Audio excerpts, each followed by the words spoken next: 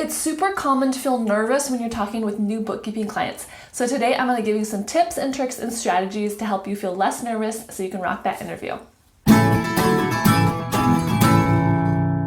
Hey guys, I'm Morgan from FinePoints.biz, and my goal is to help you organize your business. Alright, so a few things I'm going to touch on in this video is, first of all, just things you can prepare ahead of time, and then also kind of like some sales techniques, because I mean, even though maybe you may not think about it as selling yourself, you really are selling yourself to your client. And then I'm also going to talk about some weird ways and funny ways that you can feel less nervous. And I'm kind of going to go in chronological order, so start with kind of what happens at the beginning of the interview, into the middle, and then the end. So the first thing has to do with researching the person. You'll see a lot of my tips have to do with preparing things ahead of time and thinking through the interview just so you can know what to expect and prepare for it. So anytime that you set up a meeting with someone, you want to do as much online research about them as you possibly can. It's likely they have a website that maybe they sent you, so check out their website, figure out, see if you can figure out how big the company is, who works there, kind of what the structure is, as well as check as much social media as you possibly can. So check their Facebook, their LinkedIn, their Instagram, whatever you can kind of sleuth out.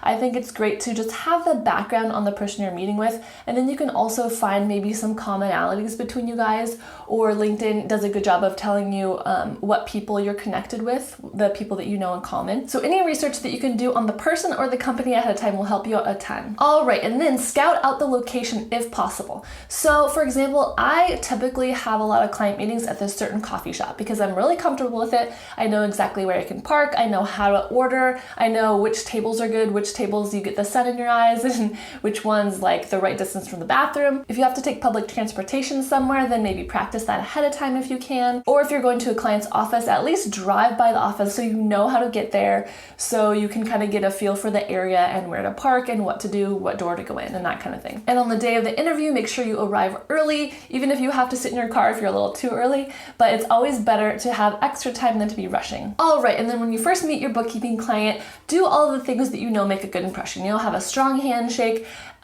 always smile and be positive, and then you know that you're going to start out with a little bit of small talk. So if that makes you nervous, then practice ahead of time, or think of a couple of things that would be good to talk about.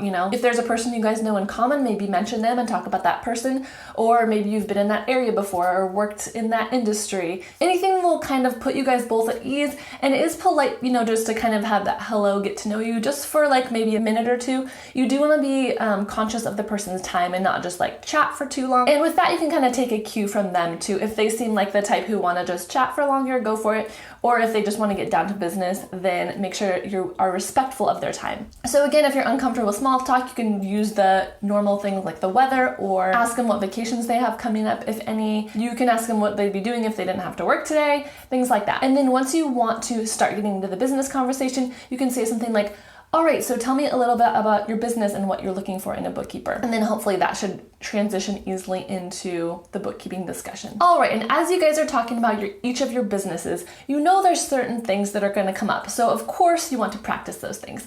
So in interviewing, I did a whole video about interviewing. I'll link it down below. It's common practice that you're going to want to have some kind of elevator speech prepared. So I don't know if you've heard that term before, but it's just like maybe 5 sentences or so about where you went to school, how you became a bookkeeper, and what you're doing now. So the idea is it's like the length of an elevator, right? You're on the elevator and someone asks you, what do? You can give them like just the short little spiel that you already have really practiced in your mind, and it's really just easy for you to spurt out. So elevator speech is one thing you should practice just about yourself. And then as a bookkeeper, you should also be able to easily explain what a bookkeeper does, because depending on your client, they might not really understand or know like why they need a bookkeeper or what a bookkeeper does. And they often don't understand how bank feeds work or how the information gets into QuickBooks and that kind of thing. So on a really basic level, you just want to let them know for your taxes, you need to have all of your expenses and all of your income categorized into different categories. And so what a bookkeeper does is they take every single one of your expenses and they put it into different categories. And how we do that is the information feeds from the bank account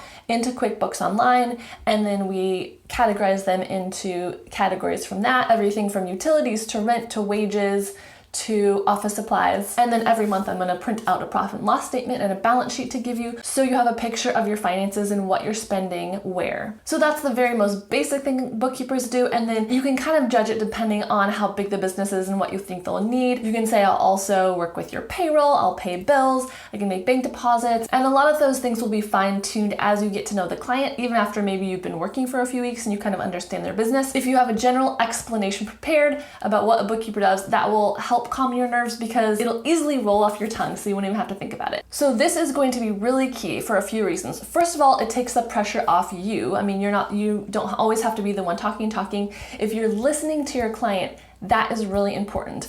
And then that is another way for you to get to know them even better. Because remember, this interview, they're interviewing you, but you're also interviewing them. You want to make sure that they are a client you want to work with, that it fits with your business model, fits with your skills, that they are a person that you enjoy being around and you think that you'll have a good working relationship with. So if you take the pressure off yourself to always be talking and you're just listening and learning things about them, people will usually tell you a lot. I personally like to jot a couple notes down as I'm listening to people talk about their business so I don't forget anything. If you can do that without being distracting, I think that's great. And also then you can kind of judge how their vibe is. So if they're being very formal, then you can kind of match that formality. Or if they seem like someone who is kind of just having a good time, you can adjust your style accordingly. Not that you're going to totally change your personality, but you can adjust your level of casualness or formality based on their actions as well. All right, now getting into some of kind of the sales techniques. Again, you might not feel like you're like a salesperson or you're selling, but in a way you are selling yourself and your skills and your business to this new client. So the number one thing is that you need to believe in what you're selling.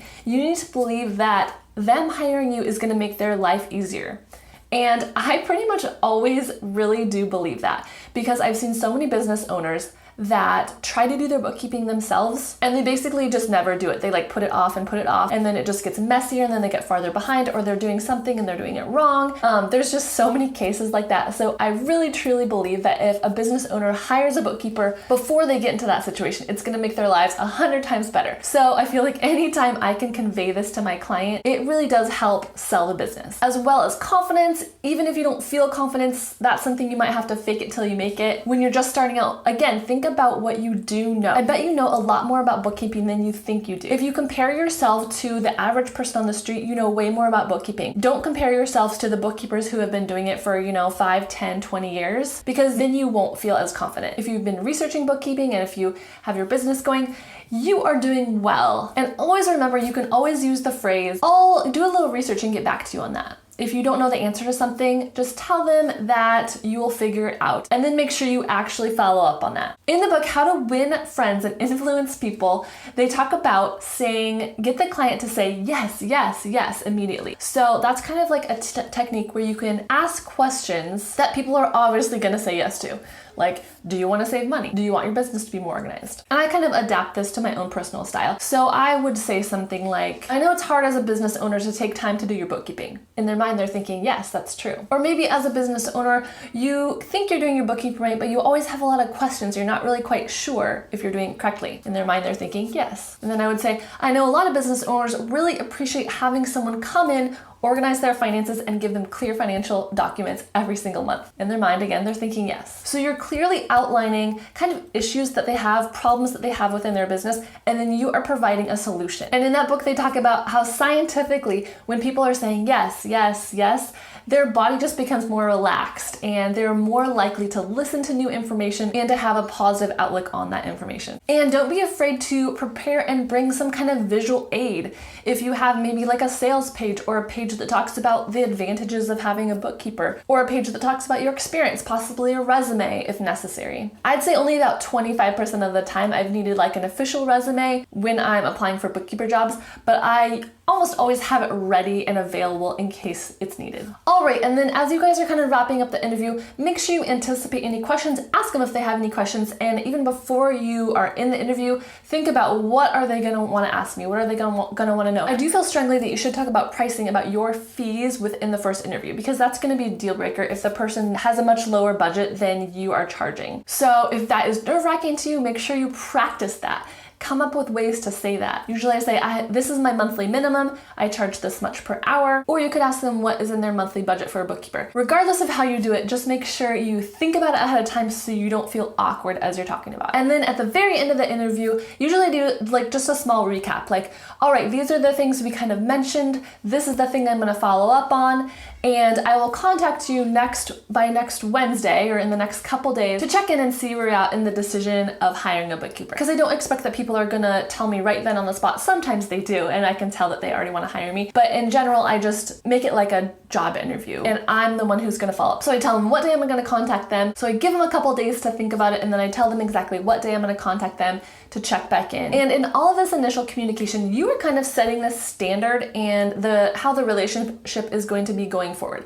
So make sure you put in place boundaries that you want to establish for the entirety of your relationship. So maybe don't be answering emails at 3 a.m. and you want to get back to them promptly, but possibly only during office hours. Just think through that for yourself and decide what you're comfortable with and how you can be reliable to your client but not have them walk all over you. All right, and then a few things that you can do to calm your nerves. So I read a couple articles about this. Some of these are kind of funny and silly. Some of them are serious and helpful, but I think all of them would probably work. So the first idea is to plan something fun after your interview.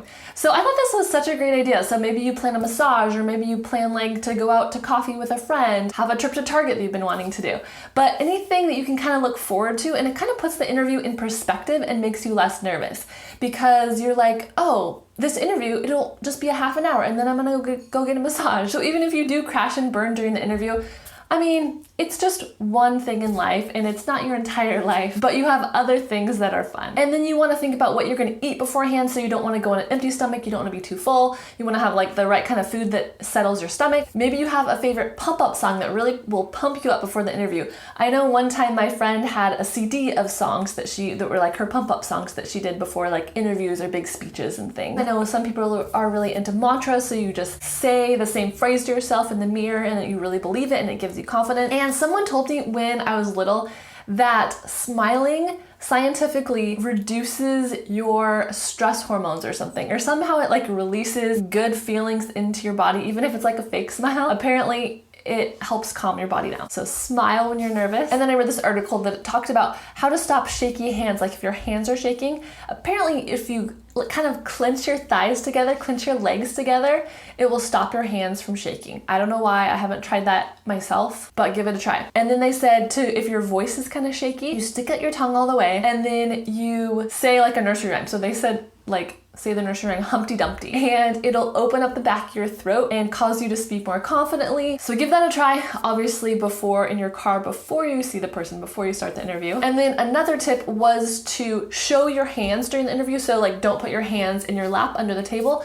If you have your hands out on the desk, that has been proven to have a higher success rate in getting hired. And then a power pose. So you probably have heard of that if you stand with your legs out and your arms on your hips. I think there was a TED talk about that where it again is supposedly proven to give you more confidence and to help your mindset. And then of course a common one is any deep breathing. Take a deep breath, do certain breathing techniques that work for you. That is a common tried and true method to calming nerves. So I'll link the article down below in the description box, as well as I'll put some of my other videos down there that have to do with interviewing and talking with clients. I have a video with all the questions that I ask potential clients, so I'll link that down below. And you can also print out a list of all those questions from that video. Leave me a comment down below if you have any good topics to talk about with small talk that are not the weather. In the comments down below, leave me the nervous emoji sign if you dislike interviews and dislike meeting new clients. If you want to see more videos about bookkeeping, definitely hit the red subscribe button down below, and it helps me out a ton if you could give this video a thumbs up.